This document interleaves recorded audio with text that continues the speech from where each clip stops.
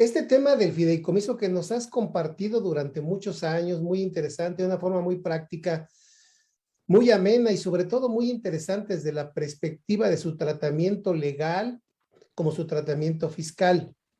El día de hoy nos invitas a reflexionar sobre el fideicomiso en garantía y sobre el mandato fiduciario.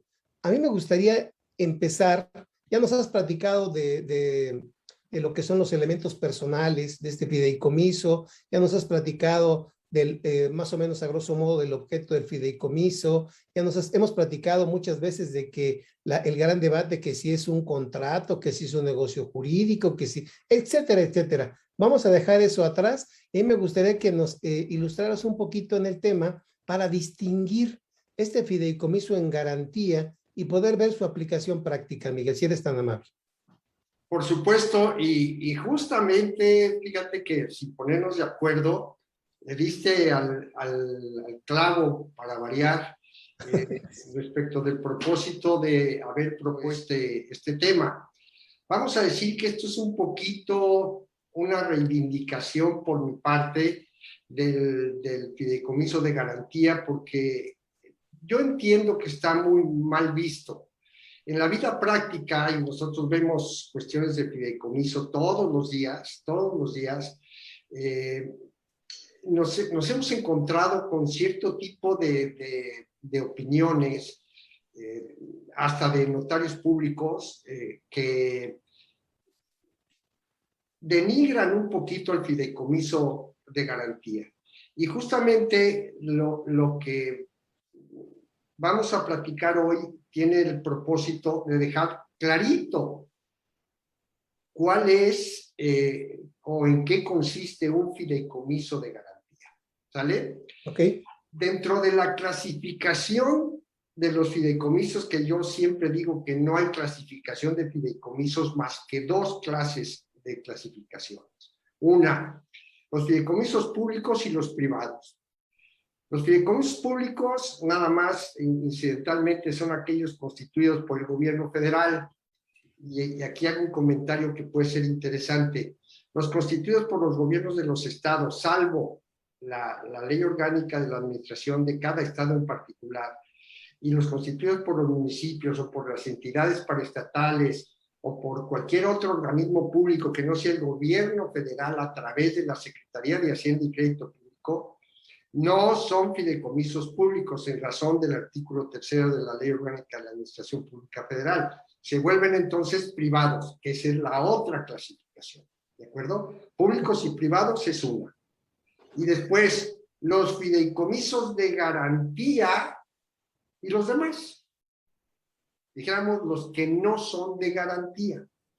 Entonces, para establecer el punto de conflicto o el punto que quiero dejar claro en esta sesión es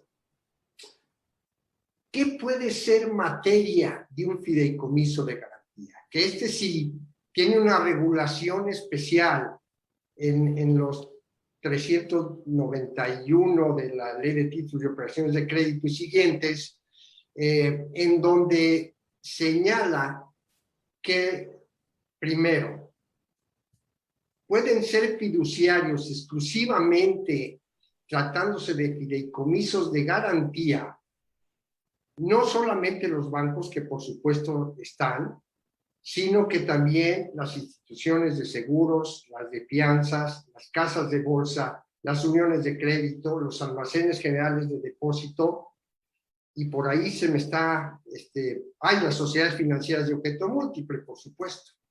¿Sí? Entonces, ¿cómo define el capítulo específico al fideicomiso de garantía? Dice, es aquel que se constituye para garantizar el cumplimiento de obligaciones pecuniarias a favor de terceros. Y aquí en las obligaciones pecuniarias a favor de terceros es donde se abre, a mi manera de ver, el abanico de posibilidades de celebrar fideicomisos de garantía. ¿Por qué la perspicacia de este punto? Porque dicen, cuando no es un fideicomiso de garantía, solamente puede ser fiduciario una institución de crédito, o sea, un banco. ¿De acuerdo? Estamos de acuerdo. Pero la otra reflexión es, si a través de un fideicomiso voy a garantizar obligaciones pecuniarias, y pecuniaria quiere decir pecunie, que desde los antiguos romanos significa patrimonio, ni siquiera significa efectivo. Son obligaciones patrimoniales, no obligaciones dinerarias, por llamarle de alguna manera. Por lo tanto, la objeción siempre opone. Quienes dicen que solamente se puede constituir un fideicomiso de garantía cuando te hacen un préstamo y constituyes el fideicomiso para otorgar garantía al acreedor de ese préstamo. No es válida, o sea, no tiene sustento. Hemos tenido reuniones donde está un asesor, incluso, insisto, en alguno de los casos era un notario, y lo que hizo fue voltearse con el cliente, con el presunto cliente y preguntarle, oye, ¿te van a dar un préstamo? ¿No? Ah, entonces no puede ser fideicomiso de garantía. Por eso lo que yo quiero dejar claro hoy es que, en términos estrictos de la ley, un fideicomiso de garantía es aquel a través del cual se garantizan obligaciones pecuniarias.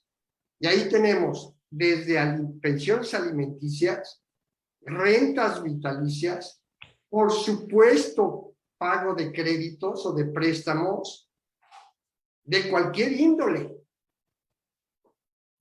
Se puede garantizar, por ejemplo, la recepción de cuentas por cobrar. Es una obligación pecuniaria. Se puede garantizar que mis hijos, cuando yo falte, reciban el patrimonio. Claro. Entonces, ¿por qué quedarnos tan pequeños en el sentido de que solamente opera el fideicomiso de garantía? Y ojo, aquí yo estoy utilizando el concepto exacto que señala la ley de títulos de operaciones de crédito. Y entendemos que la ley de títulos de operaciones de crédito no es una normativa de carácter fiscal, por lo tanto no aplica o no incide en el tema la aplicación estricta como en el caso de las disposiciones fiscales. Pero a mayoría de razón, si el puro texto de la ley, o sea, ¿qué entiendo yo por obligaciones pecuniarias a favor de terceros? Y pregunto, el que yo contemple, primero, que mi patrimonio no se pierda o se conserve para que cuando yo falte mis hijos disfruten de ese patrimonio íntegro, ¿es una obligación pecuniaria o no? La respuesta tendría que ser ¿sí? Sí. Claro. ¿Con qué finta se van los opositores a esta tesis?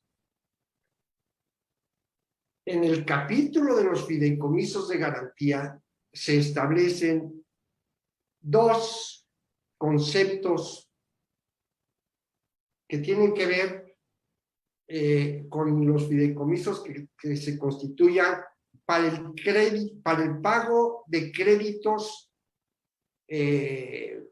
vencidos o para el pago de prestaciones crediticias, porque son dos. Uno, me dice que en los casos de los fideicomisos de garantía, la institución fiduciaria puede ser fideicomisario también.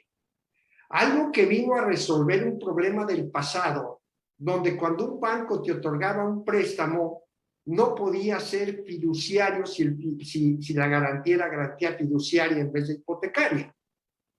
Y entonces, ¿qué hacía, por ejemplo, Banamex? Banamex te documentaba el crédito a través de una subsidiaria que era Crédito Hipotecario de Sonora, si no mal me equivoco, si no mal recuerdo, del nombre, y Banamex como tal era la institución fiduciaria. O sea, tenían que meter a un tercero.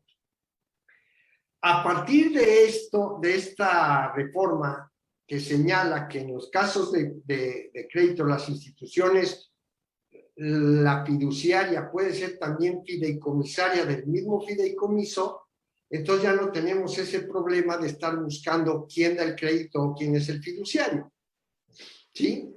Claro. Sin embargo, y bueno, y el otro concepto es el procedimiento de ejecución del fideicomiso, o sea, la ejecución de la garantía cuando hay incumplimiento en el pago. Y eso es lo que yo creo que pinta a quienes se oponen a esta tesis, ¿sí?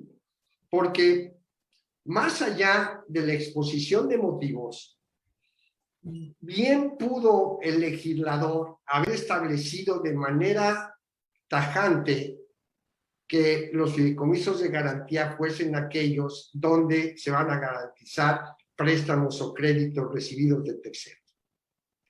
Y otra regulación, el tema es, no lo hicieron. Me hablan de los constituidos para garantizar obligaciones pecuniarias a favor de terceros.